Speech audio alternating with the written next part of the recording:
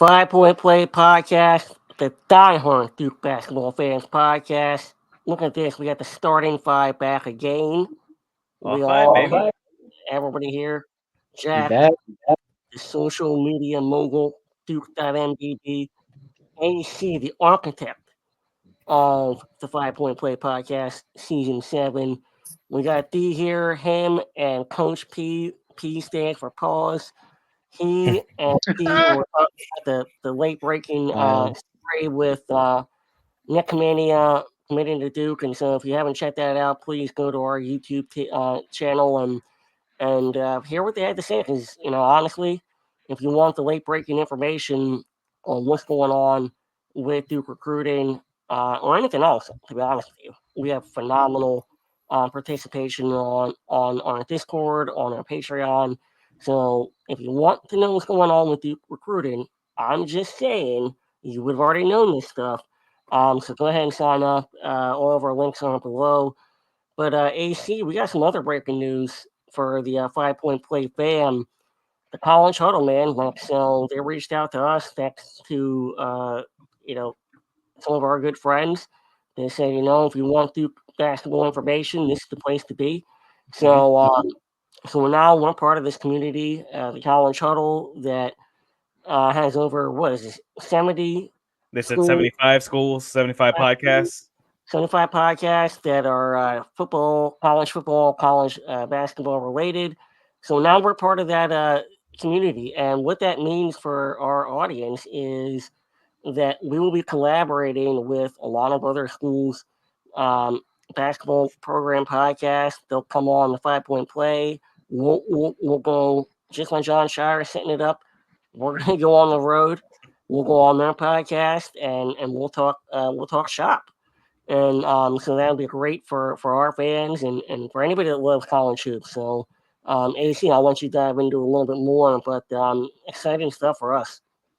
Yeah, no, what you said is exactly right, right? Like we still maintain what we do, right? We got our Patreon, make sure y'all follow that. We have our YouTube, make sure you subscribe and follow that.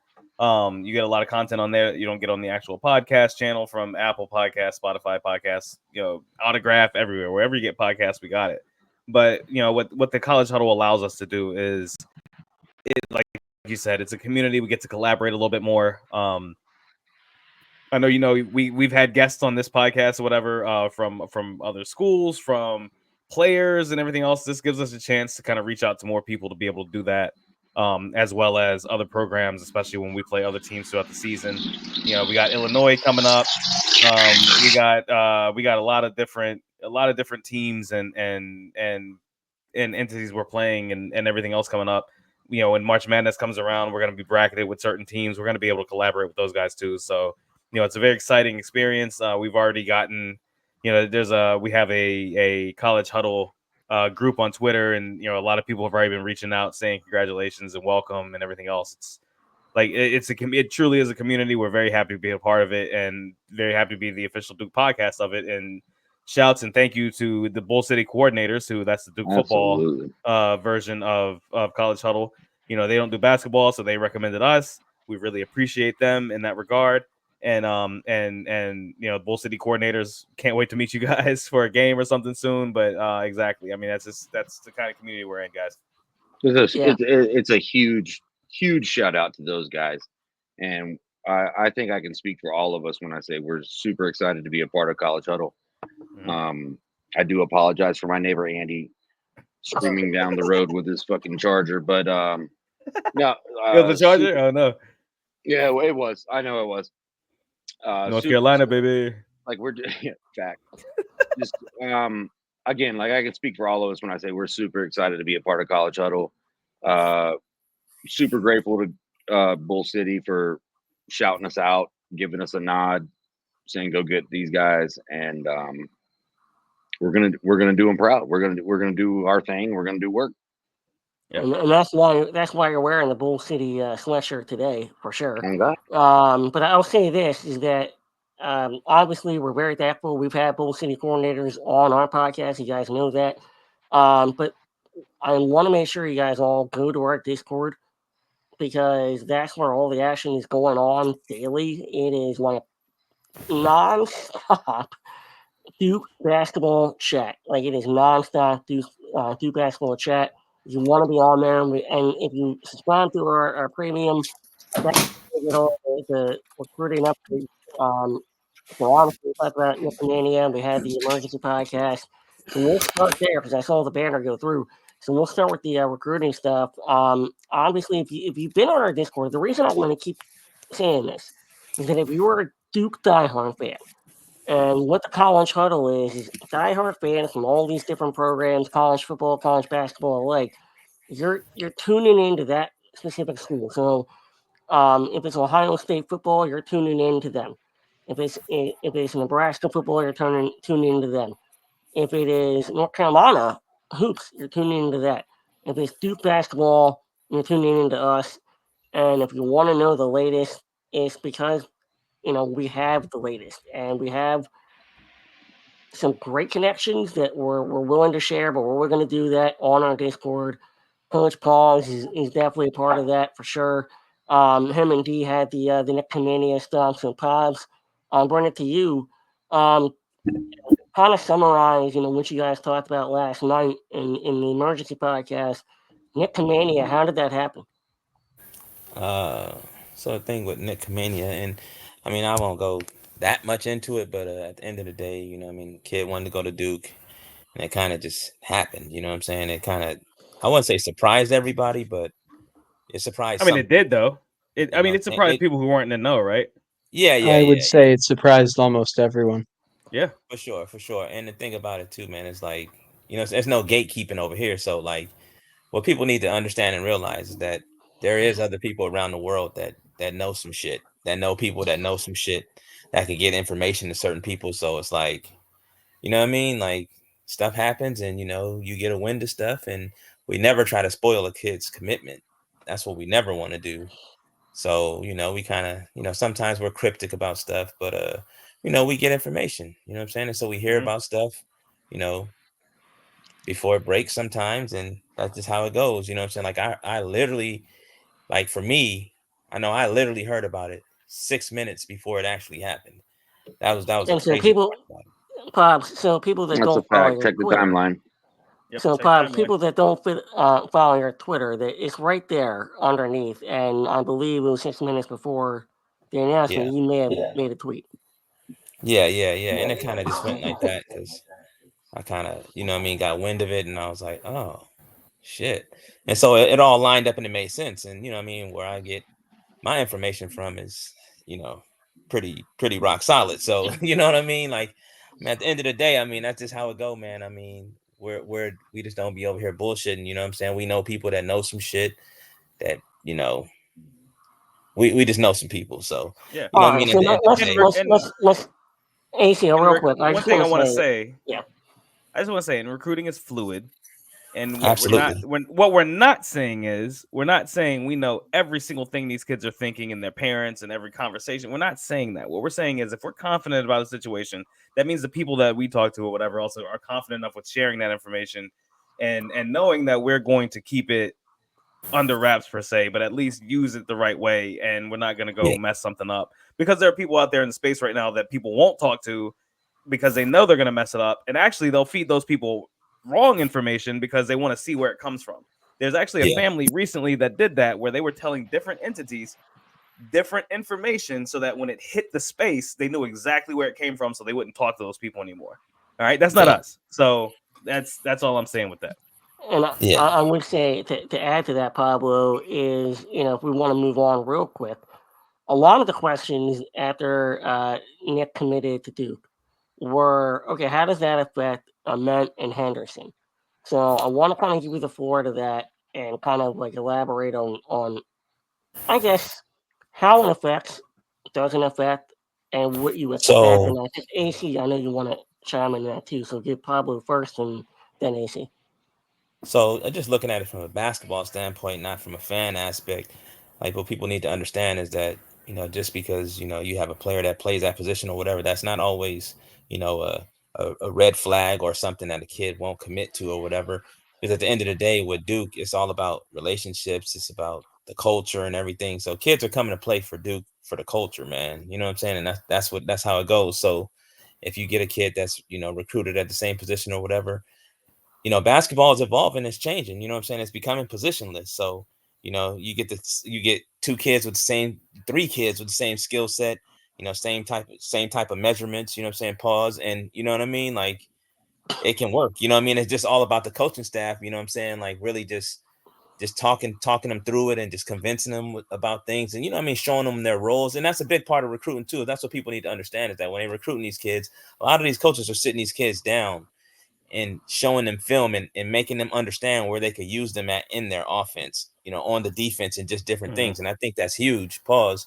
So it's like, you know, like it just goes into that, man. And I think, you know, people really need to understand that. But go ahead, AC. Go ahead, brother. No, it's in, like you said, number one, it's about honesty. John has been nothing but honest with these guys. Number two, and I'm gonna pass it off to D, because I know, yeah, and I know D had some thoughts, especially on the emergency podcast, about Khamenia's game and how things have been handled. So I'll pass it off to him after me. But you know, one of the things about this whole situation is it's being proven. Like, Duke is proven right now in producing professional talent, and we brought this up last night.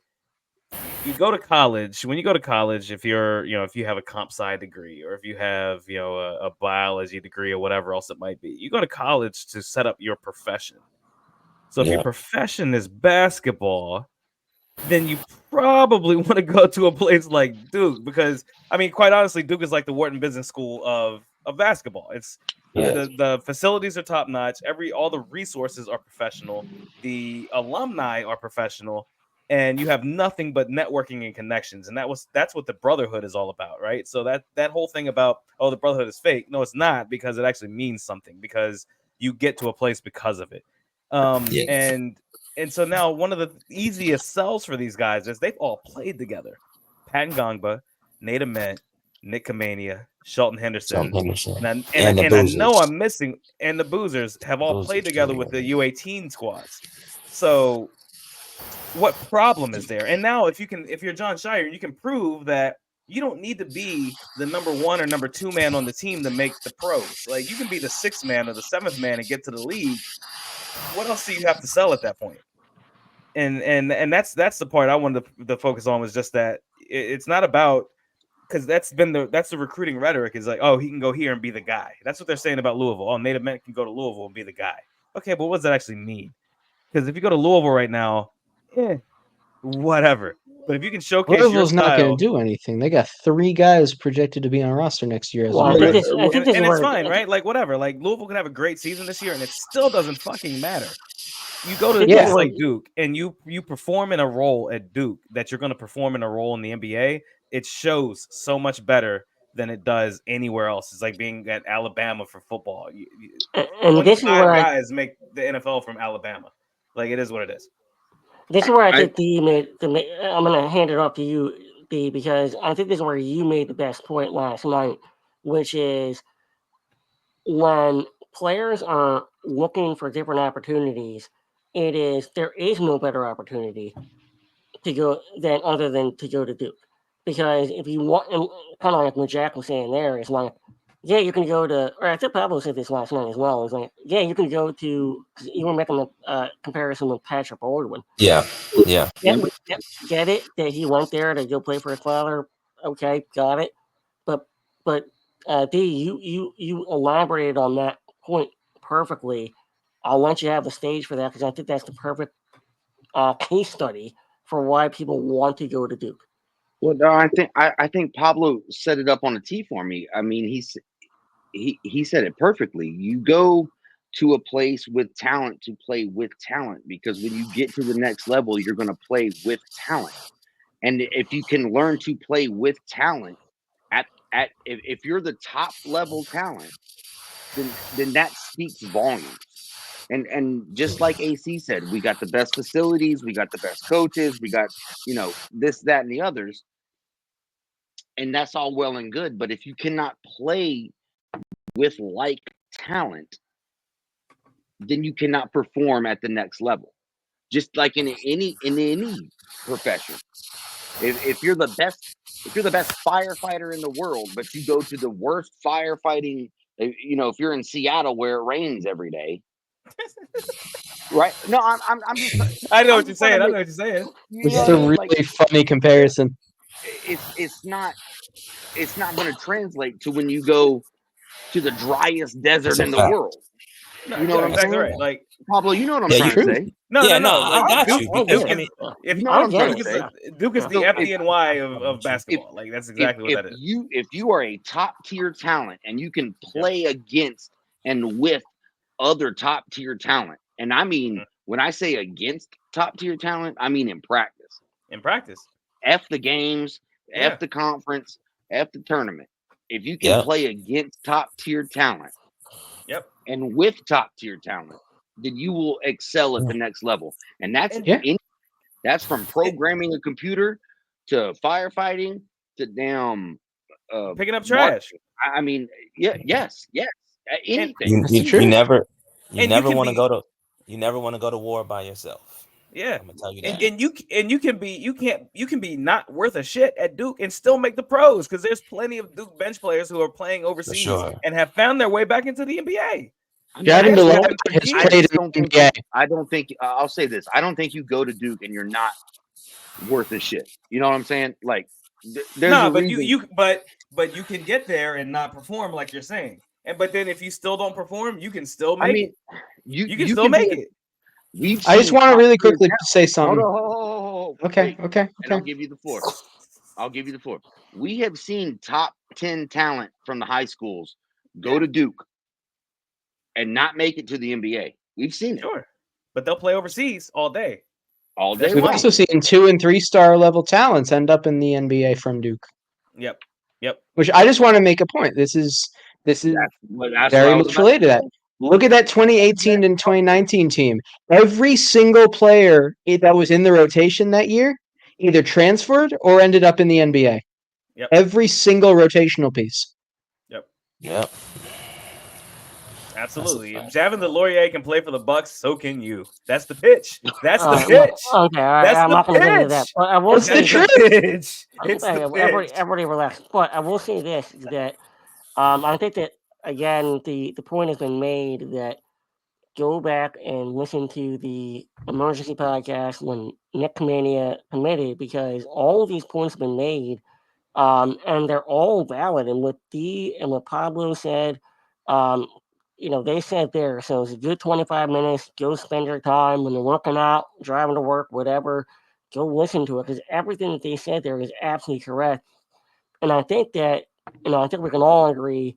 One of the things is that, and I think it's both Pablo and D said this on that emergency podcast, and I want to highlight this before we move on.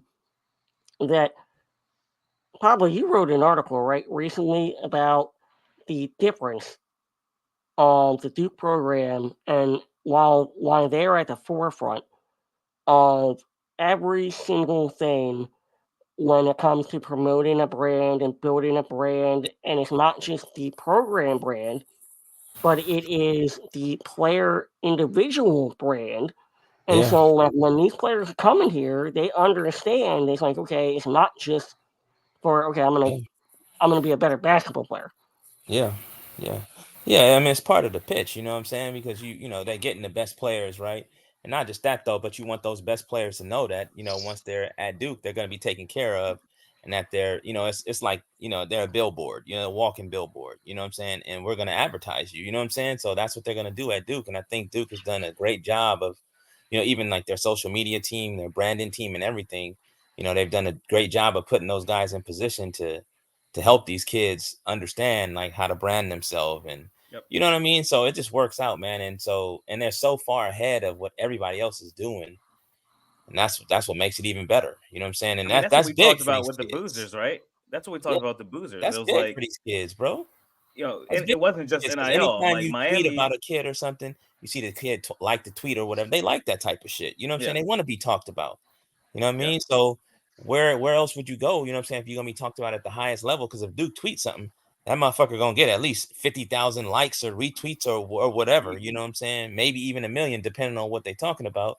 And that only can help your brand. You know what I'm saying? So yep, you never know who wants to, sponsor you or get you. You know what I'm saying? Some kind of collective deal or NIL deal, and it just helps Yep. the kids overall, man. And that's why I think we do such a great job. You know what I mean? Especially from the AD to the general manager to the coaching staff down to the ball boys. You know what I'm saying? Pause. Mhm. You know what I'm saying? Right. So it's like, yeah, that's a pause, DK. How you Yeah, look? you I don't think Yeah, so. that's saw- low. All right. Well, let me say one thing before we move on.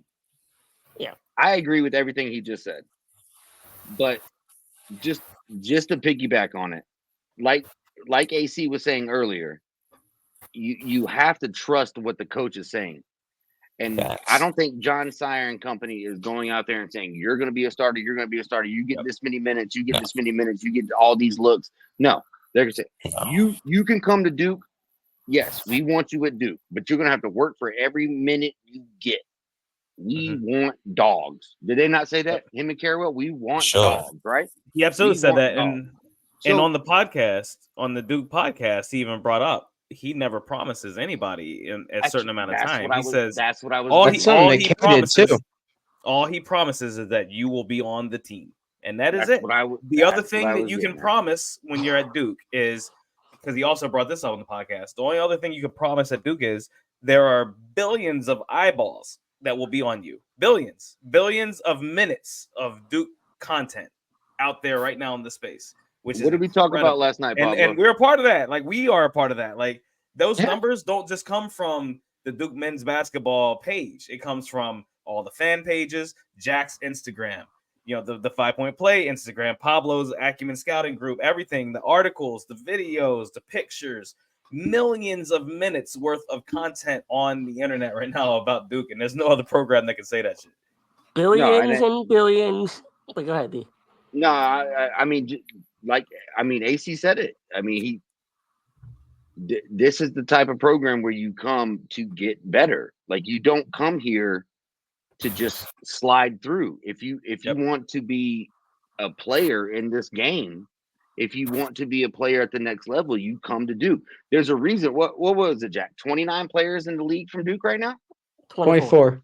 20 players, Are we 2 sure? GM, Let's run those a numbers back. president of basketball operations, a bunch of assistant coaches, head coaches, scout. Shout out Dave Henderson. The commissioner. Fair enough. 20 plus. The commissioner. I keep forgetting him. 20 plus Duke players are in the NBA right now. Mm-hmm. There's on top of people. There's a freaking reason. Yep. Why these kids want to come to Duke. You look at the Not Celtics. only that, sorry, AC, I was just going to say real quick, not only that, but I'm not sure if you all saw Nik Khamenia is now the director of USA women's basketball. So she's the director of professional basketball, from what I saw. So Grant Hill, Nik Khamenia. Yep. Okay, that's the Coach USA K basketball. still. Coach K still. Coach K, of course. But now you have JJ Redick, a host of other head coaches. Quinn Snyder. That's what I'm saying. A host of other head coaches. Yep. GMs. I tweeted a whole list of this yesterday. Elton Brand, right? So you have all these things. One thing I wanted to bring up about USA basketball, and that's the reason I brought it up. Before we move on, I've been meaning to move on.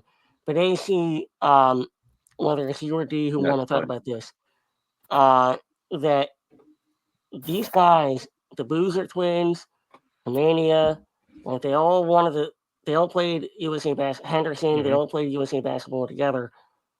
And John Shire may or may not have been like, okay, if you can play on USA basketball together, you can play at Duke together.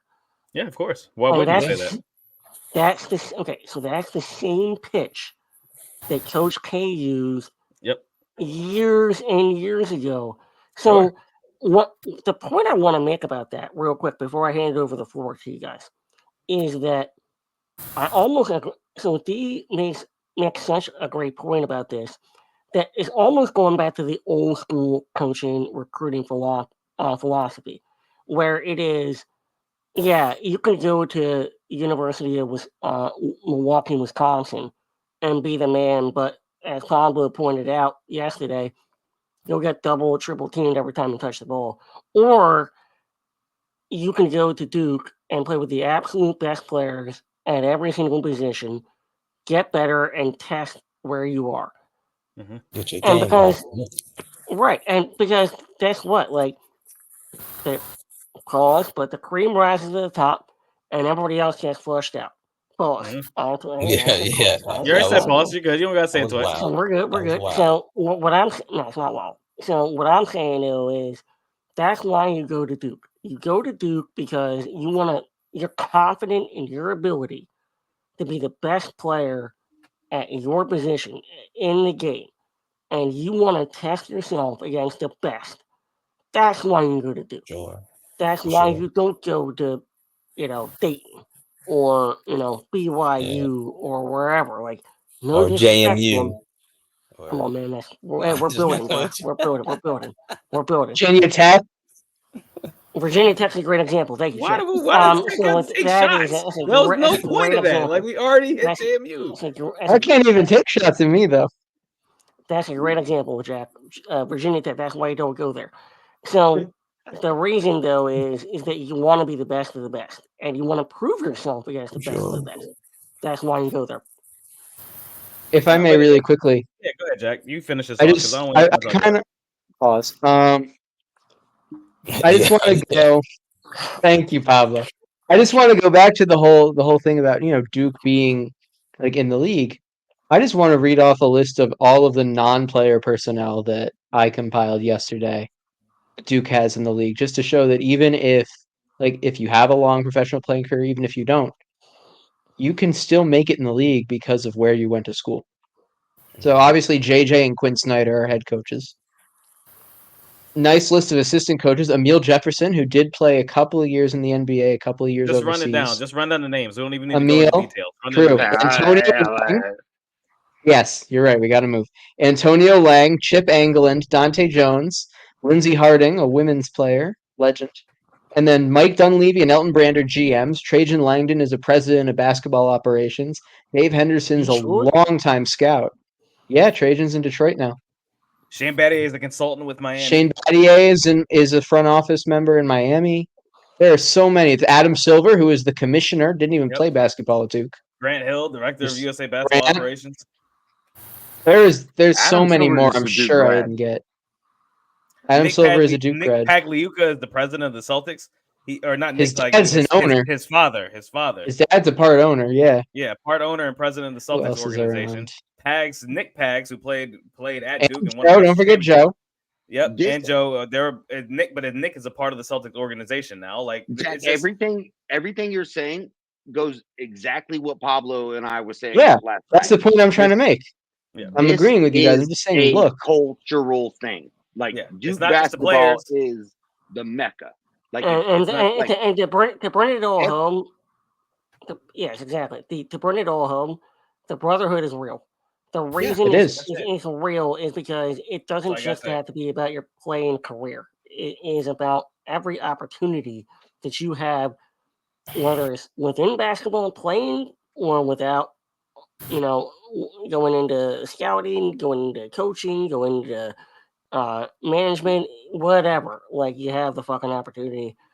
We could go on and on about this, and maybe there's another encore. To be honest with you, it should be. There's some great stuff to talk about. So let's go to. We had an exhibition, guys. We had an exhibition. So let's go to that. Let's talk about Duke versus AC's Lincoln Lions, coached by your boy AC Julius motherfucking Hodge, who's best known for blowing the ACC title game versus JJ Redick in his freshman year. That was one of the. I gotta say, I low key fuck with Julius Hodge. Julius Hodge is a beast. I like Julius Hodge. I went to NC State basketball camp every year for like as long as I can remember. And the first time I ever smelled weed was when him and Julius Hodge and Scooter Sherrill were smoking a blunt outside of the damn UT Towers. And I'm not even capped. I'm not even capped. He's gonna get mad at me when he sees this. He's gonna hit me up on Twitter. I don't even care. I met a point guard on that team in a bar in Arlington, Virginia. AC. I will not mention his name. We had a really good time in terms of having a couple cocktails and stuff like that. That's it. But yeah, it was solid. And he was telling us a lot of stories about Julius Hodge and the rest of the crew. But that was pretty good. But Does anyway, it collaborate? Does it collaborate, TK? Does it collaborate? So we got. By the way, Poms, I want You to say didn't this say real quick. no. By the way, Poms, you and I both were very close on this score prediction for Duke versus He the Lincoln was. Lions. We were very close. I think I had 107. You had 108. We were off by Lincoln scoring by about 9 to 10. So credit to us, of course, for being the most accurate of the predictions as usual. But Hey man, I have literally been up by 1 point multiple times. I don't think you've ever done that, it's TK. a new season, Jack. It's a new season, Jack. And so what we do here is try to be we try to be relevant right now, back. and that's what we try to do. So so Pobbs, you were there. I want to start with you. You were there. What did you see from this game? What are your takeaways? So I just thought that, you know what I'm saying, versatility. I mean, you know, we playing a D2 team, so I didn't, you know what I mean? I didn't want to like overhype the shit or whatever, but at the end of the day, you know what I'm saying, you saw the versatility and you saw what our guys, you know what I'm saying, you saw individually, you could see what everybody is, you know what I'm saying? So the competition really didn't matter in that aspect, but you could see who could pass the ball, who could shoot, you know what I'm saying, who could play defense, you know what I mean, who was going to communicate, who was going to be the leader. So the game was excellent, man. I mean, I had a shitload of fun, bro. I'm not even gonna lie. I had a ton of fun. I've got a question, Bob. I got a question. What up? What was the difference? Because so we were all at Countdown together this year. We were all at Countdown together last year. We got super fooled, correct? I don't think we can. None of us can say we didn't get fooled last year, right?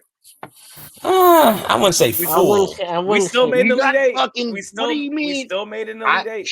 Pause. Time. I don't get. We got fooled. We thought Christian Reeves. We thought Christian Reeves was going to be the savior of the NCAA. He was hurt. Well, we didn't think he was going to be. Reeves didn't get an opportunity because of his injury. He had surgery. Filipowski was a pussy. Let's just call it like it is. All right, moving on. Oh boy. Wow. Yeah. Oh boy. Oh wow. No. Hold on. I feel you. As a podcast. Let him finish the thought. Let him finish his thought. I agree. I want to let you finish. Y'all done? Go ahead. Okay. So, did this not translate? And I don't care who they played. I don't care if they played a rec league team, a YMCA league team, or a D3 team. They came out and they balled. They showed everything that you want to see from a high level college basketball team. Absolutely. They had 3 level scorers. They had 4 different starting lineups. I mean, they pulled up and they scored points. Yeah. They defended the ball. They rebound. They had a little bit of turnover issues in the first 10 minutes of that first half, I would say.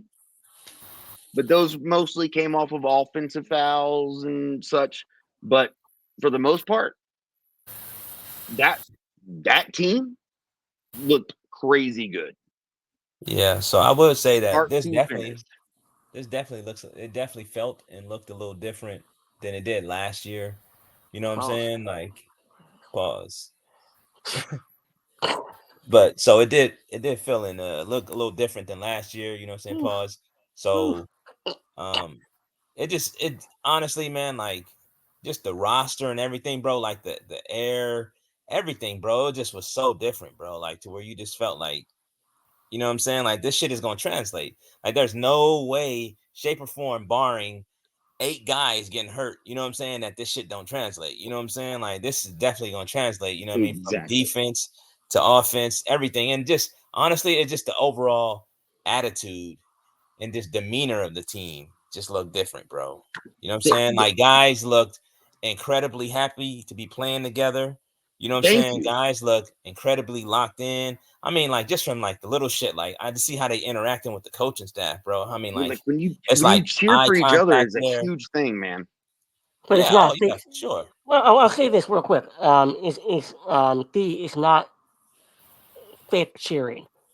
You know how like I'm you know what I'm saying? Like when there's something out of the game, and every team now does the same thing where they go down the bench and they dap everybody up. It's not fake though. Like it's real. Yeah.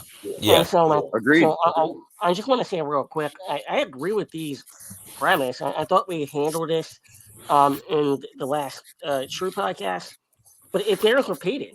It bears repeating that you and I were pretty much the ones that said last year there were clearly issues there where if you wanted to call it heart, if you wanted to call it effort level, or if you wanted to call it enthusiasm or cohesiveness or whatever you wanted to do, call it whatever the hell you want. Um, but as we all collectively said in the last podcast, it is about the fact that John, his staff knew. Parallel said it today, right? In the podcast, is we want dogs. We want Yep. dogs. We need to have dogs. And I think that's the And most PG way to say it, TK. We want exactly. dogs. And I kind of I said probably said it wrong. My bad. no. So I kind of said this in the last podcast where I go, yeah, he kind of told some people maybe you should go ahead and look elsewhere because at the end of the day, he wanted a specific type of player, and this roster is made of that type of player. So I want to bring Jack. I want to bring AC in here. We're not going to, dominate this thing because it's a 5-point play podcast. But Amen. Jack, like when you see these players, when you watch that, I know it's an exhibition against a D2 team, but like when you watch that game, I'm watching it being like, I'm looking at the ball movement. It is quick ball movement. And I look at the fact that like when someone does something, it is united. When Khan threw that ball down, Cooper's going nuts. The Spencer layup. Man. It's like Jay Gold. Spencer, yeah, of course. I mean, but everybody is pulling for each other, and that's even with Isaiah. Like, he's going out there. He didn't play the first half, right? And he comes in. He's got to go to class first. I mean, whatever.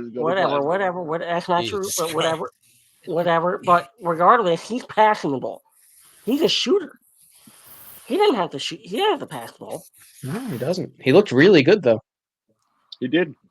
Go ahead, Jeff. Yeah, and it's really. John looked good too. He did. I'll tell you. So I was not able to watch most of the game. I actually had a game of my own, so I ended up not being able to tune in until there were probably about 8 minutes left in the game. Unfortunately, I will say I was blown away by Isaiah Evans' performance, especially given how he didn't play the entire first half and a big chunk of the start of the second half. This is a dude who comes in completely cold and is making all of his shots, looks really good. I was impressed by that, and I think, a bunch of us on the show here have been saying we want a guy like him to be a microwave scorer, to be able to come in off the bench and just get some quick buckets for a team that needs it. And I think that kind of him, even though it's against a Division II exhibition opponent, him being able to do that completely cold, really, it shows a lot for that. Yeah, I agree. And so like AC, like you were able to watch the game. Mhm. My big takeaway, and I'll pass it along, but my big takeaway was the cohesiveness and the highest of ceilings that I've seen from a Duke team in a really, really, really long time. It's probably the highest ceiling that I've seen from a Duke team since the Kyrie Irving season before he got hurt. Like this season, that I don't think that's a hyperbole either. I think that this team has everything and they're scratching the surface. Yeah, and they are, and I think everyone, number one, everyone showed exactly what they're supposed to show. Kama Malawat showed the rim protection ability. Cooper Flag showed the all court game. Khan showed his shooting ability and his ability to score. You saw the dunk, like everything that he did. He validated all the offseason talk and all that stuff. But I just want to remind everybody, and I'm doing this just to make sure we stay level because that's what we do. Last year we beat UNC Pembroke 109-64. After the game, John Shire, quote unquote, said, "I felt that this group, the closer the seasons come, I feel the excitement even more. No matter who's out there, it can be Jared, Caleb, all the guys. It starts with Flip, Mark, Ryan Young. Everybody is the ultimate teammate. Everyone plays for everybody. It's a pretty special thing. This quote unquote, I'm literally reading this off the screen right now, is what John Shire said last year after UNC Pembroke. And then we saw what happened. So when shit hits the fan, I want to make sure that this team can still do what they need to do. So let's not crown an October championship. Let's say that they did exactly what they're supposed to do. Everybody proved their worth, and they proved what they can do. Isaiah Evans proved he can be the microwave scorer. Darren Harris and Con Knipple proved they can be shooters. Con Knipple's proved he can be a scorer off of other guys. Cooper Flagg, Tyrese Proctor. Tyrese Proctor proved he can be the number one guy with the ball when necessary. Malik Brown proved his exact worth as to why he was sought after in the transfer portal. My favorite transfer has been since we got him. Cian James, to a degree, I don't even think we saw the best out of Cian James, quite honestly, and he did great on defense. He played some exceptional all court type game. Like, everybody did what they're supposed to do. Awesome. And then now we're gonna go play Arizona State this week, and we're gonna do the preview. So, let's see where everything goes now when we play a more quality opponent in front of people now. Because last year it was Villanova behind closed doors. We didn't get to see what happened with that game outside of a fake box score. So actually see, we actually get to see what happens against a team like Arizona State, which is a tournament type team. Okay, so I will ask you this then. Mm-hmm. I was going to go to D, but I want to go to you. Keep it with you here, AC. Is that I hear that quote, but D brought something up in the before we start talking about the whole recap of this game. Mm-hmm. That he said that when he watched this whole game, and when we watched CTC last year, everybody was like, "Oh yeah, Christian Reeves." I didn't feel that way. I was there. You were there. Bobs was there. Jack was there. Like, I never felt that way. Like, I never felt that way when I watched that team and Countdown last year. Like, okay, yeah, this is definitely the team. I never felt that way. But so I don't think that. So my point is, real quick before I get to you, is that I don't feel that quote last year. Yeah, a coach is going to have coach speak. He's going to have his coach speak. but no. I hear what you're about to say. I don't agree. At last offseason, we had a podcast. We had multiple podcasts in the offseason saying this chemistry looked better. The team looked better together from the highlights and the clips. They looked better together. We said it. We literally said it. We can't take it back. There are receipts that say we said the same shit. So my point is, after Countdown, one of the things we can only speak individually for ourselves. We can't speak for the entirety of Duke Nation. On Twitter, all we saw was Christian Reeves is the dude. We better play Sean Stewart. TJ Power doing what he does. Like, those are all the things that were said in the space by everyone, right? So we can say individually, oh, we were right or we were wrong, whatever. I don't care. The way the season turned out is this. What do you mean by not by me? You didn't say that. You were but I'm saying you were very clear on that. Wait on Sean Stewart. Wait on TJ Power. Sure. Wait on. So, like, I want to give but you. But that's individually, right? It doesn't matter what I say because the space is going to be the space. The people are going to talk how they're going to talk, and then they're going to turn on John Shire. It happens every single year. It happens every year. It happened to Coach K. People turned on Coach K because he doesn't use the rhetoric still exists.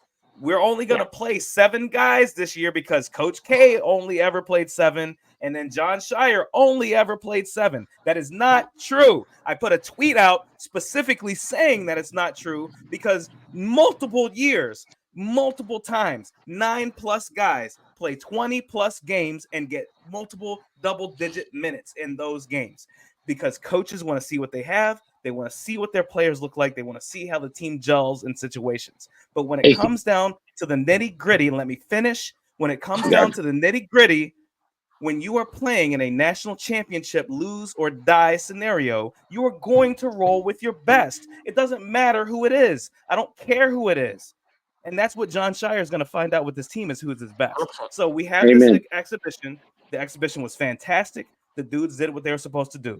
Let's see what they do in January. Let's see what the fuck they do in February after they had to take 6 exams that day, and then they got to go play a basketball game that night. Let's go see what they do in March when you got other dudes who are trying to feed families and stuff, and now they're going to play against you too because they're grown ass men. Because now they're 5 years in the NCAA, and they want to make sure they prove themselves too. That's where we are. So let's see what happens. Hunter Dickinson's a grandfather. I just want to say, we all left last year's countdown saying, "Wow, yeah," but I don't shake your head, TK. You were there. We said We all did. We all did. Christian Reeves is the truth. Christian Reeves is the truth. Christian Reeves could be a service. I'll give TK credit. TK was the most skeptical out of Christian Reeves. Christian Reeves didn't get a chance because he was injured. Let's put that out there as well. Yes. He never actually we were had wrong a on chance. that. I think a healthy Reeves actually had a chance. Dariq Whitehead. Dariq Whitehead didn't have a chance. I was one. Let me finish, Jack. I was one of the staunchest advocates for Dariq Whitehead coming out of high school. And I'll pick the Pops because Pops hadn't talked in a minute. I love Dariq Whitehead as a recruit. He's one of my favorite recruits ever. Dariq Whitehead didn't do dick at Duke because he didn't have a chance because he was hurt. Like this is my point. The whole point, and I'll kick it to Pops. This is October. That's my point. This is October, so let's chill. Fair. That's all I'm saying. Go ahead, Pops. Go ahead, Pops. So, I mean, my take on it all is that, you know what I'm saying, injuries are part of the game. It's gonna happen, right? Of course, you know what I'm saying, as fans, you know, you go watch the game, everybody's hyped up about it or whatever. Everybody get caught up in that shit. You know what I'm saying? Like, you don't have to be like some fucking ultimate like basketball savant to not, you know what I mean, not get caught up in whatever. It's gonna happen to everybody, right? Now we thought Christian Reeves was gonna do what he did. Like, he would have been serviceable had he not hurt. Right. I definitely wrote an article on how, you know, Duke could use him, and I think that he would do well in the system, you know what I mean? But we didn't get a chance to see that because of, you know, he got hurt. So I mean, it just is what it is. But at the end of the day, man, like, that's why the game has to be played. The game has to, no matter what anybody says, the game has to be played, bro. Like, all that shit sound good and it look good on paper. Just like TJ Powers is a sharpshooter, right? Sure, exactly. But we know that. Has anybody seen TJ Power make a shot? That's a fact, though. Well, we know that he's a sharpshooter. We know that he can shoot, bro. That's a fact that he can practice. Shoot. In practice, you know what I'm saying? One at a time here. Come on now. So, I've never we're not gonna do that. All right, it's not about what these. You gonna see this year? Maybe. Okay, hold on. Here's what I want to actually bring it back to. Hold on. Hold on. I want to bring it back to this, okay? Because I think this is going to encapsulate. It's going to encapsulate the entire thing. This is what it reminds me of, okay, AC. And I want to start with you, and then I want to go to D, because D has a lot to say on this, and I agree with a lot of it. He's already shaking his head. That's fair. Okay, so here's what I want to start with, okay? Is that the reason I wanted to start with you, AC, is because you and I were there in Kyrie Irving's countdown to craziness, right? This is something that you and I built this podcast on, where we said it took us 30 seconds to realize who the best player was in that countdown to craziness. Yeah. That is coming off of a national championship year with the most outstanding player in Kyle Singler still on the roster. Nolan Smith, Seth Curry, Andre Dawkins, like Mason and Miles Plumlee. Great point. With another year of season. It's a great point. When I see a team, I know almost immediately, as a basketball person, not to the level of Pablo, not to the level of AC or D, or Jack. Like, I'm not that level. I'm just not. But I will tell you that from my basketball knowledge, I see a winner when I see a winner. Yeah, for sure. Did I know for a fact that last year maybe I blew some smoke about last year's team? I never bought into Christian Reeves. I kind of blew some smoke about TJ Power. That's fair. Kind of blew some smoke about Sean Stewart. That's fair. But when I saw this team and what they did, this team's fucking legit. And this is why you can't box score hunt, because UNC Pembroke 109-64. The score 107-54. Like, okay, cool, same score basically, right? You can't box score hunt because you're exactly right. We can look at this team and say that there is a stark difference from this team and last year's squad. It starts with the veteran presence. It starts with we have multiple juniors and seniors who are performing at a high level. Then it goes to you have a better recruiting class than you did last year, because even though the recruit rankings might be the same, whatever in the same realm, you still have The players are better than what they were the past couple of seasons, partially because of COVID, whatever excuse you want to give. It's Occam's razor, if you've ever heard that term. You can make a bunch of excuses for a team, which is what we did last year, because we knew what the problems were. Everybody knew what the problems were. You didn't have a rim protector. John tried to fix it, and he couldn't fix it. You didn't have a true point guard on the team because Tyrese Proctor couldn't do exactly what he wanted to do on the team because he had to end up trying to score for the squad because we had a bunch of injuries and guys not producing. So you can come up with, there's a bunch of different excuses. The defense wasn't great. We had a bunch of turnovers, all the other things. Chemistry. Right. All the other things we said, what we do is our job is to talk up the program and talk up our team. We always say it, right? We said it last year. We actually said it in a podcast last year. Our job on this podcast is to say, how can we win a title? Not can we win a title? And I think that that's different with the team this year because you can see the difference of the product on the court. It's not about how can we with this team. This team is straight up, can we? And the answer is yes, because the only weakness in my mind with this team, because you can come up with a bunch of weaknesses, the only weakness in my mind on this team is that we only have 10 minutes to go around or 10 fouls to go around at the center position. And that's it. That's it. For me, that's it. But we have 10 fouls to give. Whereas last year we didn't have 10 fouls to give at the center position. Go ahead, D. Go ahead, man. No, dude, you said you literally said exactly what I wanted to say, AC, and I promise I didn't want to cut you off. No, I promise I didn't want to cut you off. But I don't want to talk about last year's countdown. I don't want to talk about last year's team because it was let's be honest. Let's be honest. All five of us. Tell me it wasn't a letdown. Tell me it wasn't a letdown. We started as the number 2 team in the country preseason. We finished as the number 8 team. So tell me it was not a letdown. Dude. I think it's a letdown anytime they don't win the national championship, bro. No, I don't think Duke's had. No. Stop. Everybody, pause for a second. The eyes. Tell me the eye contest that you saw on that court was not a letdown. I agree. That was embarrassing. I agree. When Blake Henson was able to jump up on the table at Cameron, I was like, this sucks. And this season sucks. Yeah. No, and I will speak for myself, dogs, bro. I will speak for myself with that. Game at Wake too. They didn't have dogs. No, they didn't have dogs, bro. Losing to Georgia Tech at Georgia Tech sucked. They didn't have dogs in the right spots. You need a dog at the 5. We had a power forward at the 5. Regardless of where they had positional players, I think they lacked leadership. Like Kyle Filipowski was one of the best basketball players in the country, but he was a pussy. Let's be honest. Let's say it like it was. I was trying to be a little diplomatic. Pablo, I love you to death, brother. I'm still speaking. Hold up. I'm still speaking. Go ahead. This year, I don't think there's anybody in the country that can match up with anybody on this roster. Like number 1 through number 15. I don't think there's anybody who can match up with this roster. This roster is stupid good, bro.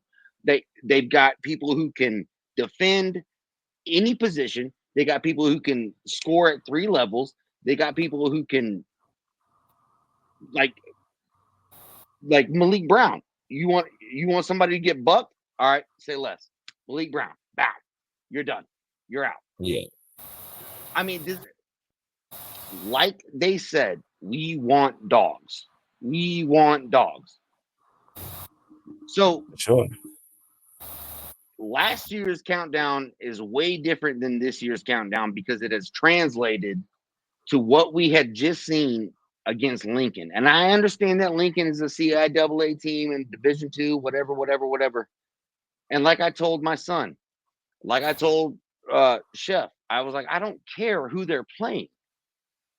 I don't care who they're playing. The fact that they're playing at this level is scary because you cannot beat that. Yeah. There's nobody in the country that can beat that at any level. I think that's what Pop said in our podcast, Pops, that you just want to see a team, no matter who they're playing, come out there and dominate. Yeah. I just want them to play together, dominate, and biggest thing is I want to see leadership, and that's what you see more than anything on this team. And it's multiple guys. You know what I mean? It's not even the star guys or whatever. It's accountability. Bro. You seen Mason Gillis. You seen fucking Sion James. Like leadership wise, you see Tyrese was very, very vocal. Caleb Foster being a leader out there. He was more of a silent leader, but he was being a leader. You know what I'm saying? So it all wrapped in and rolled into one, bro, and it all was beautiful. And I think that's the biggest thing that you're gonna see out of this team this year, because they're gonna play some good teams. They're I gonna feel play like some teams that's Foster. gonna. I will say this, Pablo, and I agree with everything that you said 100%. I think Caleb needs to get a little more vocal, a little more aggressive, a little more do what I say agree. type shit, if that makes sense, right? Yeah, I think he's more do of what a I say do what I do right type now. leader, though. You know? No. I don't need no. Well, that's I don't why want we that. Well, that's why we said that he's the leader of the podcast right now, is because that gave him a chance to use his voice, and I think he'll find that. Honestly, I think forcing. I think he will. Let me finish, man. Let me finish, man. I think he will find that. I think that's the point of that, John. This is why you go to Duke, so that you can learn to do these things. You learn to open your mouth, That's a fair and point. John is going to tell him to open his fucking mouth, and he's going to do that. There's gonna be one day. There's gonna be one game. I don't care if it's Arizona, Kansas, or Army. There's gonna be a game that Caleb Foster decides to open his mouth and talk and say something to this team that needs to be said, and then his transformation is gonna be complete. But like you're saying, because of the accountability of this team and because of the leadership of this team, because of the competition on this team, he's going to have no choice but to do it. He's going to have no choice. He has no choice. He was pretty decent in the half court. He was great in the half court. very He was good in the leading half the court. team for the most of the game. As far as like talking and shit, he was pretty vocal in the half court. I think it just was in some spots in the game where they would kind of get in transition and everything. Sure. He'd just be doing his thing, you know what I'm saying?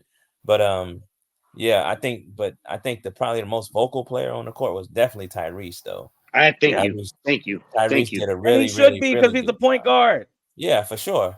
For the sure. point I guard. mean, He's also the guy who's been here the longest at this point. Mhm. yeah, absolutely. No, He got the most juice. 100%, 100%. Yeah, he got the most juice for sure. So, I mean, If Tyrese ultimately, like, Tucker- my point was just, I'm just happy that they're communicating at the level that they're communicating at. I don't give a fuck who they play, because if they talk the way they were talking and they're connected and they fucking play the way they play, there is nobody that can beat them. This team has Yeah, a level yeah, of real. accountability that I haven't seen since probably the Zion team, at least. At the very least, the Zion team, and then you could probably go back to the Okafor team if you really want to go back and just say the national championship squad or whatever. But the Zion team really did have a sense of accountability. It's just that the seniors on that team couldn't produce. And you're not going to have that this year, because the seniors on this team aren't asked to produce in the way that those guys were produced. We're not asking the seniors on this team to hit a bunch of threes like Jack White, because Jack White missed a bunch of threes, and so that really Who hurts are the the team. seniors, though? Blah, blah, blah. On this team, Yeah, Cian James, Malik Brown, Mason Gillis, easy. That's what And I'm then saying. That's Tyrese my Proctor point. is a junior. And so they That's are my point. better than what we had with that team even in 18-19. That's what I'm saying, is that the seniors even are at a better level. That you can have accountability when you're good. Like, when you're not good, or you're not anybody sure. can have accountability when they're good. Exactly. Yes. Exactly. I think it's easier. It's a lot easier. Sure. It's And so not this on this team has it podcast. easier. It's not on this podcast. Like, if it weren't for TK, like, it'd be a rough shot. But when TK Okay, is maybe here, we need to Fair be a little point, more boys. accountable, That's a fair TK. point, all right, boys. so what I want to do though is transition a little bit to the so we have another. Wait. Before we transition, I just want to say one thing. Oh no. I want to go back to that 2015 team. I heard a story about one of the freshmen on that team was very much like kind of keeping to himself, and then Quinn Cook like kind of coaxed him into being a more vocal member of the team, and getting Grayson know Allen. everyone, being a stand-up guy, because it was Grayson Allen. He was like, "Oh, come on, Grayson, TK knows that story. TK knows that story." And basically, Quinn doing that got Grayson to be bigger part of the team off the court. Eventually, obviously, that translated on the court that season, going into the championship game. And then look at what happened the next 3 years. Grayson Allen was a captain twice. We're not going to talk about the negative stuff. According to Twitter, I don't care what Twitter has to say. According to Twitter, he ruined the recruiting next week. Oh yeah, he totally did. My favorite narrative. Like Quinn was able. Quinn was able to take Grayson and turn him from some quiet kid at the end of the bench into a a very important player who became a very big part of the team as a leader for 3 years. I think we see something like that this year. Absolutely, we will. Whether it's Sure. Khan, whether it's Caleb, whether it's Isaiah, somebody is going to get the hint at some point this season, and it's going to transform this team.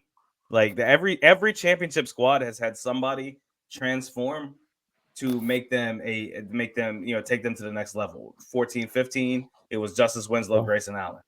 09-10, it was Brian Zubek, Lance Thomas. They transformed their games. 01, the 01 squad, it was the transformation of Chris Duhon. It was Nate James moving out of the lineup. It was Casey Sanders stepping up when Boozer was gone. You talk about the 91-92 teams. It was Grant Hill turning into a leader on the court. It was Brian Davis taking on a different role. It was Thomas Hill becoming a scorer when he wasn't that. Like there are multiple guys who've been able to transform things. Go ahead, D. No, I didn't want to cut you off. I was trying to get TK's attention. I just wanted one more comment on that. And then can we move on to Arizona State? Yeah, facts. This team has that though, and I don't think like there's I hate to use like championship or bust, but like when you put all the things we just argued about together, there's no other reason not to hang a banner of some sort. I agree. Like it's a championship or a bust. I agree. Type of season. I think we're all on that. This is a coach moment, a school moment, a legendary defying moment type of year, and you have to capitalize on that type of shit. Like you have to. You have to. There's no other. Like you don't have any excuse. And I won't take any. Like I won't try to back them up. I won't. This, that, and the other. No, Duke needs to win. There's no reason that they shouldn't win. Yeah, and that's that. And they're going to win, and I think that I think everybody in Duke Nation is with you on that 100% because there are no excuses at this point. John, you have the roster that you've always dreamed of. You put it together yourself. You did a phenomenal job. But we got one more exhibition game, right? So we got Arizona State, and that's Sunday night, 7 p.m. Your boy may or may not be there, so I won't tell you that. Let's go. But cuz we'll watch it together. Yes, sir. Pablo, I know you got to roll. You got some other bigger things brewing. I gotta take a shit. What? He said some bigger things, bro. That's crazy. Come on, man. Pops, what do you got for the prediction of this game, real quick, before you leave? I mean, it's a damn exhibition game. You know what I'm saying? So, shit don't even like. It just is what it is. Ultimately, like I said, I'll say like I said the other game, man. I just want to see the same shit I saw against Lincoln, and we'll be fine. You know, like we should overwhelm this team. That team isn't deep at all. At all. They have a shitload of guards. They have two big men. Literally two big men. Literally. That's it. They have literally two big men. So it's like it's no reason why we shouldn't put our foot on their necks. To keep it a buck, that sounds like Duke roster, to be honest. Only have two big men? Oh yeah. No. To keep it a buck, like if but we're way more versatile though, bro. If you're gonna describe Duke basketball right now, they don't have guys who could play on the wing. Here's the difference, D. Here's the difference. Hold on. Damn, man, can I get to the damn Arizona State preview? God damn, stop cutting me off, bro. Hold on. I want to give Pablo a chance to give a prediction and let him get the business. And then, I got you. Yeah. All right. So my prediction is this. I want some shots. We win by 30. The score is going to be 99-69. I think this is the first score prediction we've ever heard from Pablo, by the way, boys. Get out of here. Do your business. All right, AC, go ahead. That's the first score prediction we've ever heard from Pablo, other than I don't give a fuck. Duke wins. Yeah. Well, you were here because last this week. He game- gave it- one it last don't week. count. too. It was He gave last one week. last week, Second, too. second. This game don't count. So when we play like Kansas, Kentucky, It that's definitely probably- counts. It definitely counts. If you tip the ball, it counts. Here's the difference, D, because you said it sounds like Duke, to be honest, we only have 2 big men. Because I said the same thing. We only have 10 fouls at the center position. Here's the difference. Everybody else of note who plays for Arizona State is 6'3" or less. Everybody who plays for Literally. Duke of note is 6'6" or up.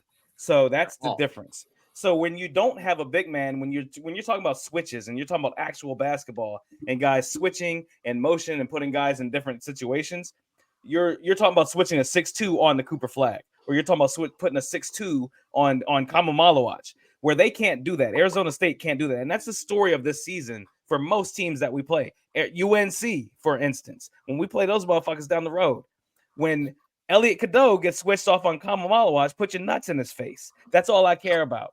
And so that's what you're gonna see here at Arizona State. Yeah, I said it. Fuck it. 100 to 60. We're gonna beat shit out of Arizona State. Can I That's ask my a question? prediction. Now go ahead. Can I ask a question? Your turn. I saw some sort of brace on Common's hand. Yeah, he hurt his thumb. That's a big thing for me. No, It is, but at the same time, it's not, because exactly Have you ever what I said was Have you going to ever hurt happen your was going to thumb? happen anyway. Yeah. Malik Brown is going to be the starter at center for this team for the first 3 months of this season. Have you ever hurt your thumb? It's going Yes, to impact his ability to shoot. and he was killing against Lincoln. What, He was what blocking thumb is it? shots. He caught every ball that came to him cleanly, What And he what hit a thumb is it? 3-pointer. and he hit a 3. What- So all the normal what thumb- stuff what that he's thumb was going to it? do. Oh wait. His right hand. It was This on is his right hand, So, right thumb.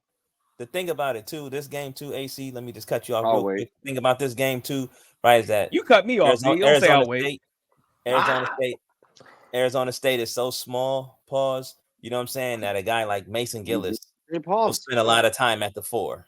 Sure. He's going to do that all season anyway. He was a 4 for Yeah, Purdue. Gillis is going to be a 4. Everybody is he's playing going to the be a role swing man they for sure. ever played in basketball this season. That's the difference D was talking about with this team versus last year's team. Nobody's playing out of position. Sean Stewart doesn't have to play against DJ Burns this year because we got dudes who can do that shit. Nobody's playing out of position this year. Tyrese Proctor DJ Burns had no heart, bro. He had no heart. Tyrese Proctor gets to facilitate this year as opposed to having the score. But when he gets to score, it's going to be amazing, as you saw against Lincoln. Like Caleb Foster, yes, he played the point guard against Lincoln, but he's going to get the score this season. All the guys are going to get to do what they do basketball-wise at their best, and I think that's the biggest difference with this team. Go ahead, D. No, you're absolutely right. I'm just saying, like, I don't know how this team loses because of what they have. I agree. D, I will say this real quick. You got two different starting lineups. Roll them out. One thing we didn't talk about, D, is the starting lineup combinations, right? So when we talked about the Lincoln versus Duke game, when we kind of talked about the scrimmage, right? We talked about that, but we didn't talk about the scrimmage and who started for them. Who started for Duke? Like Tyrese Proctor came off the bench. Like that's a big thing. Kamon came off the bench. That's a big thing. So the other thing I want to talk to you about is that you didn't have a chance to give your season predictions, season records, and anything like that. So now's the time for you to give your season predictions, season record, any player accolades, anything like that. Like, go ahead and give it to us. Okay, for Duke specifically. Yeah. Okay. I think y'all know how I feel about Con. Yep. I think Con leads this team in scoring. Okay. At what point again? Do what? How many points? How many? How many points? Man, probably like 13 points a game because I think there's multiple. It'll be balanced. People, I think there's multiple people who are going to have double figures a game. Yep. Correct. Yep. Right or Keep wrong? it rolling. I think you're right. Right or wrong? Keep it rolling. I think Con is the leading scorer. I think this is one of the best defensive teams Duke's seen in a long time. So I think Common is the defensive player of the year in the ACC. If you want me to keep it a buck, just Sure. what I've seen off defensively from him, he's athletic. He's got long arms. He's got space. He can do all the things. Mhm. Other than that, I mean, it's probably a coin flip. There's so many dudes on Duke's team right now who can do all the things that it's hard to predict. Right? And there's a name, Am I right or and there's wrong? a name we still haven't used this entire podcast, and it's Cooper Flag. Cooper Flag is the X factor on this and team. that's crazy, right, AC? And but he's Wow. because we're trying to keep it measured, because everybody, you either have the crowd pumping up Cooper Flag as like the next one generational talent in the NBA, or you have a bunch of people saying he's a bust, he can't do anything, he's not athletic. I saw that post, I saw the tweet that was like, funny. oh, he's not explosive, blah blah, whatever. No, We haven't said his name the AC, entire podcast. And the beauty of that is that we aren't relying on Cooper Flag, but we are That's the utilizing thing. what Cooper Flag does. AC, Fits that's We in. the thing. relied He's a we piece of the relied- puzzle. last year. We relied on Flip. If Flip Yep. didn't have a good game, this team was sunk.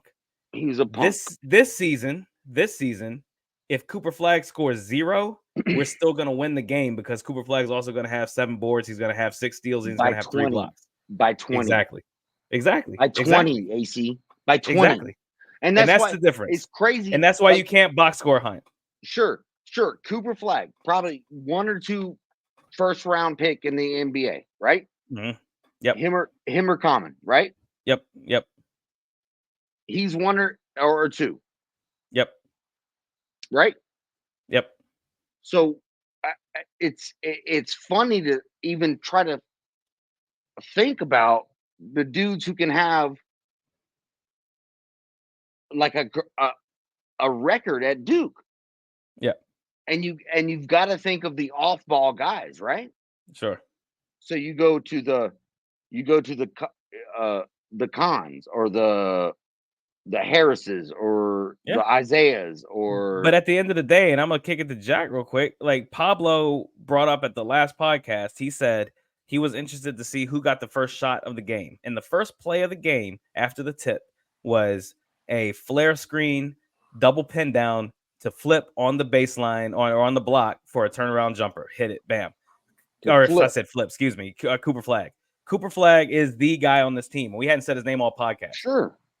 Yeah. He's the There's guy. no reason to. He is the guy. As much as we love Khan, as much as we love Malik and the other role players on this team, Cooper Flag is the guy on the team. Is there a reason to talk about Cooper Flag? Yes. There's plenty of reasons to talk about him. He's the best player in the country. Why do you not think so? He's an amazing. So what? Are you out on him? Me and you have had a conversation personally that said I think Common could be the #1 overall. Sure. Other than Cooper, because of some of the measurables and what he offers and like his ability to float. We were saying that during the CTC, but at the end of the day, let's not be crazy. But don't take my words where they don't take my words that they don't belong. I still think Cooper Flag is the best player on his team. Sure. Let's keep it a buck too as well. But that doesn't mean he's going to be the #1 scorer on this team. No, I'm not saying. I'm not saying he's the #1 scorer. I didn't say those best player and being the top scorer are different things. I literally brought up the example of him getting 0 points and then still being able to affect the game and winning. I literally brought that example up. RJ Barrett was the #1 player in the country. RJ Barrett was the #1 player in the country. Zion was #4. Cam Reddish was #2. Like everybody coming into the season, everybody coming into the season was like, RJ Barrett is the guy that. And by the way, RJ Barrett was a first-team All-American. RJ Barrett put up the second most points in a season in Duke history. RJ Barrett was also the only person that got a National Player of the Year. 2 free throws in a row. No, he didn't. Actually, no, he did not. He made one. He didn't miss two. He didn't. He didn't miss two in a row. He actually didn't. He didn't turn the ball over. He did not give the ball to Zion. He didn't do all the things people said. Anyway, this is not RJ. That is AC. You know this better than anybody. If you want me to run down that sequence of the last, I've already said we're going to do it on the coach's corner. It's fine. We're going to do a coach's corner where we all drink ourselves. Don't ever let me have to do it again. I will do it again. But like I've broken down those last 4 minutes is insanity. I will break down watching that. The way that the Duke fans have treated RJ Barrett is fucking insane. The guy was a first team All-American. He was the only player in the country to get a National Player of the Year that wasn't named Zion Williamson. Period. That is fucking fact. AC, you know how I feel about this situation. I think call whatever you want, but if you want to go on, he wasn't on the same team as Trey Duvall. I understand that, but you understand it has nothing to do with Trey Duvall. Literally has nothing to do with Trey Duvall. Literally, nothing to do with where I'm coming from with this. The whole point is Trey Duvall got shit on. This is not what we're talking about. 2024, 2025. Trey Duvall. We're talking about Cooper Flag and Trey Duvall got shit on and he shouldn't have. RJ Barrett got shit on and he shouldn't have. Let's move on. It doesn't matter. None of that matters. Moving because on, they didn't win a title, right? None of them won a title, so it's fine. So let's move on to this team that could actually win a title. So we're talking about Cooper right Flag. now. We got a lot of shit to talk about this year, and you can already tell that the 5 Point Play podcast is ready to fucking roll. We've missed each other. You can tell. This is a whole summer's worth. There's a summer's worth of conversation coming out in one episode. When the 5 Point Play hold on, TK. Leave no doubt that I love all y'all motherfuckers. Of course. Let me. It sounds like we hate each other, but we really don't. No. Exactly. It's just a whole summer of not having a show where all five of us were on. And that's this team. This team is going to compete in practice, and they're going to compete to the death. And that's what makes this team so good, is because you have 10 guys who are going to compete in practice beyond any other game that they play in the NCAA this year. And we're going to compete with compete with each other to see who's going to be the best in prediction. Call it, TK. And, what is the record? Who the hell knows? All I know is that we are all fans and the 5 Point Play fam. Hashtag 5 Point Play fam. You already know where to find us. Discord. Shout out College Huddle. Well, 100%. But if you want to know what is going to happen in recruiting, please, I beg you, go on our Discord. You will not be disappointed. Don't forget the Patreon. Pablo is there. Jack is there. Your boy Bull City D is there. 100%. DC4L Custom Tees got your merch. We got a game against Arizona State preview. Let's fucking go, Duke. AC, close us out. Let's go, Duke, baby. You know where to find us. Patreon. Make sure you like, comment, subscribe. There's no point in not subscribing and commenting on our stuff, man. We comment back, subscribe to the shit. We see all of you guys. Come on, man. Like, there's no point. You're being lazy if you don't subscribe. So just do the shit. You just gotta click. That's the the truth. That's all you gotta do. Like, this team's not lazy, so let's not us be lazy too. Just click the button. Let's go, Duke. Let's go, Duke. Let's go, Duke. You see all the socials right there on the screen. Right there. Hit us. Let's go, Duke. That's all. IG, Patreon, Twitter, YouTube. Email us if you want. We'll do mailbags. Exactly. Let's go, Duke. Let's go, Duke.